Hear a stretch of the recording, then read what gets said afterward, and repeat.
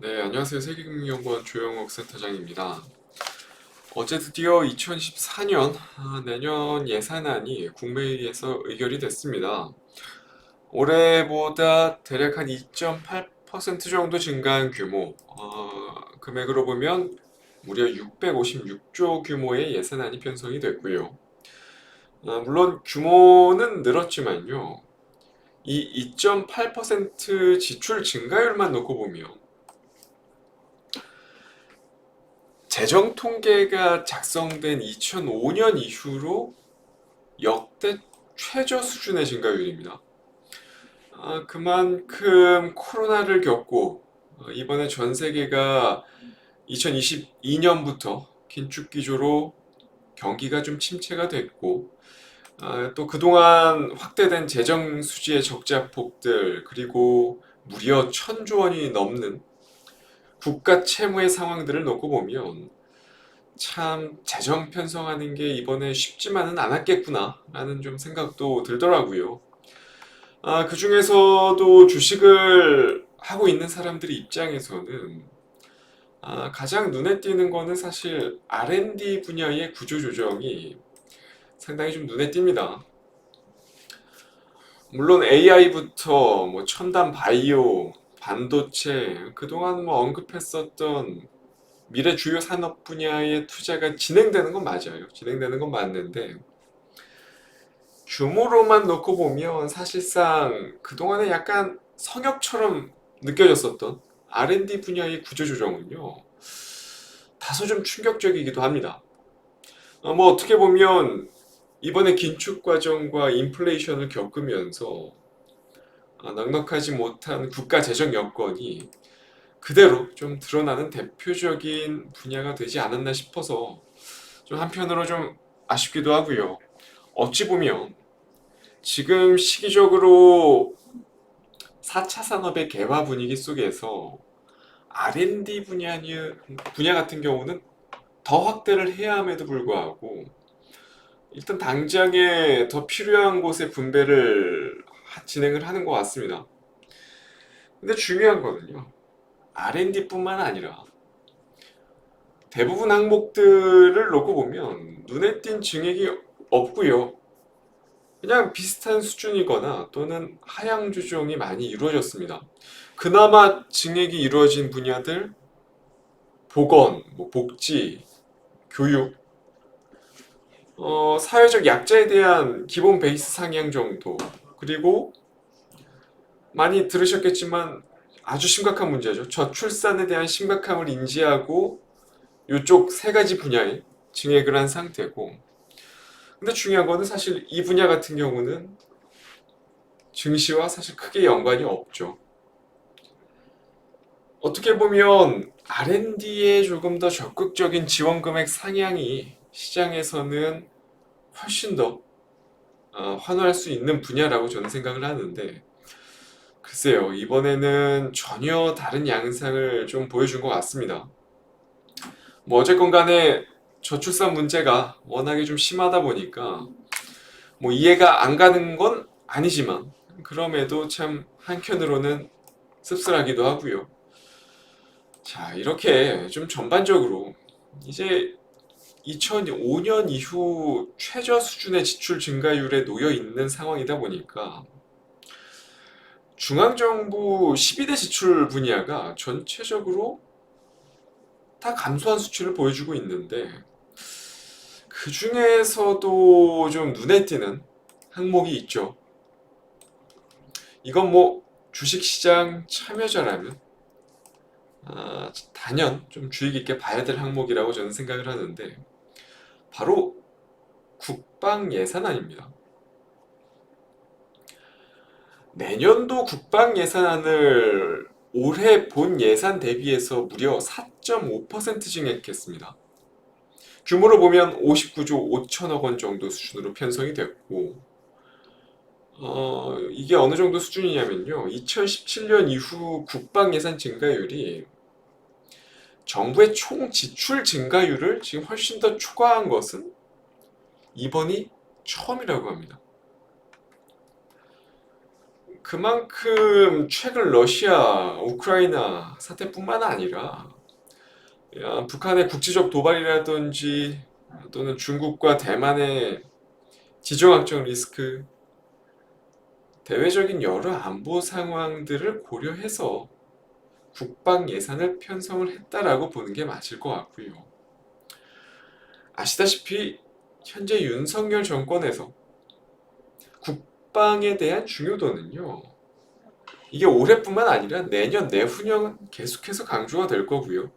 가장 중요한 거는 지금 러시아와 우크라이나 두 국가 간의 전쟁이 사실상 교착 상태죠. 어찌 보면 장기화 과정에 접어들면서 국방의 관심도 역시도 자연스럽게 증가할 수밖에 없는 상태가 만들어져 있는 여건입니다.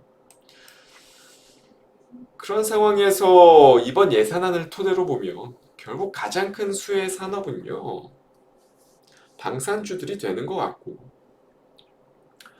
물론 뭐 단기적인 포인트에서도 어느 정도 좀 맞아떨어지는 면들이 있겠지만, 저는 개인적으로 조금 더 긴 호흡으로 놓고 봐도 괜찮은 종목들이 꽤 보이는 것 같습니다. 이번 2분기 실적뿐만 아니라 최근 수출 이력들만 놓고 봐도요, 상당히 괜찮은 산업 중에 하나다라고 좀 보고 있고, 그래서 오늘의 5% 공략주 역시도 방산주를 가지고 왔습니다.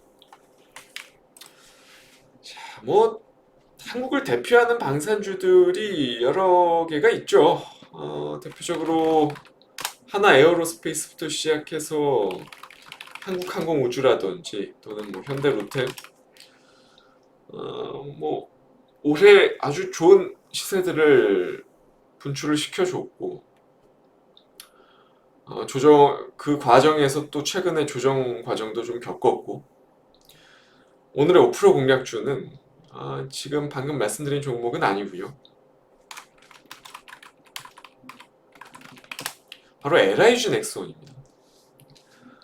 뭐 솔직히 말하면 전체적으로, 그러니까 방금 말씀드린 하나에어로스페이스부터 시작해서 한국항공우주, 현대로템 다 나쁘지 않다라고 보는 관점이기는 한데요. 그 중에서도 오늘 LIG 넥슨을 가지고 온 이유는요, 이제 9월이죠. 내일 모레면 9월입니다.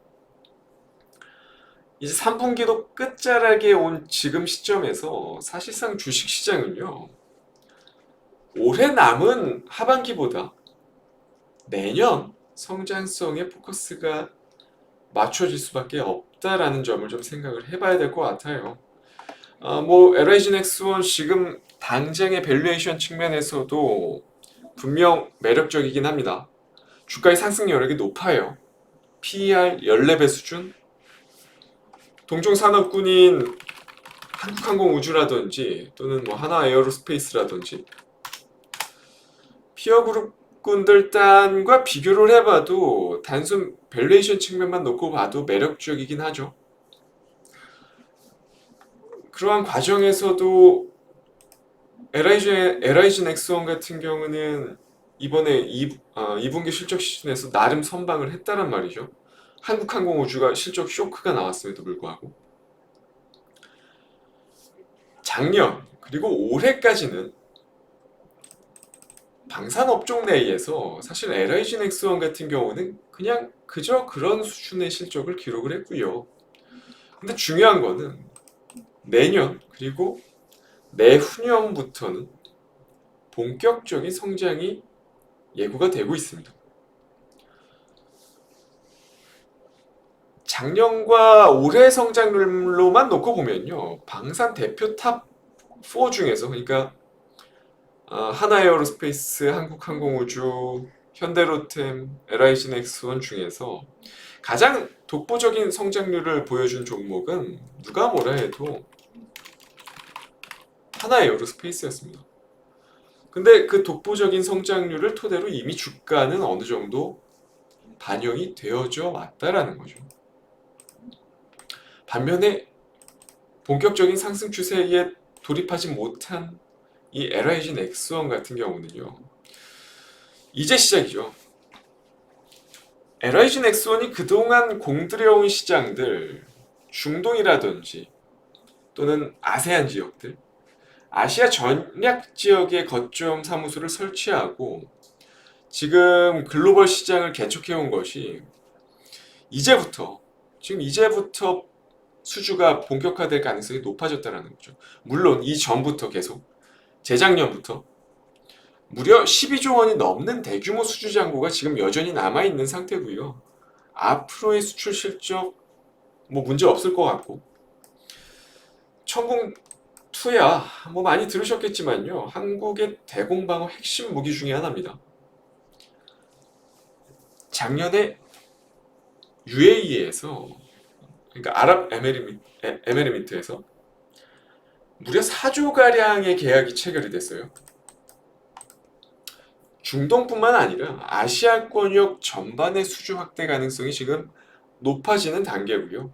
지금 당장의 수주 잔고만 봐도 주가는 저는 개인적으로 상당한 저평가 영역이라고 보는데 여기에서 하반기 추가 공급 계약이 터지면요. 주가는 날개를 달 수 있겠죠. 기술적으로 또 부담이 없는 상태고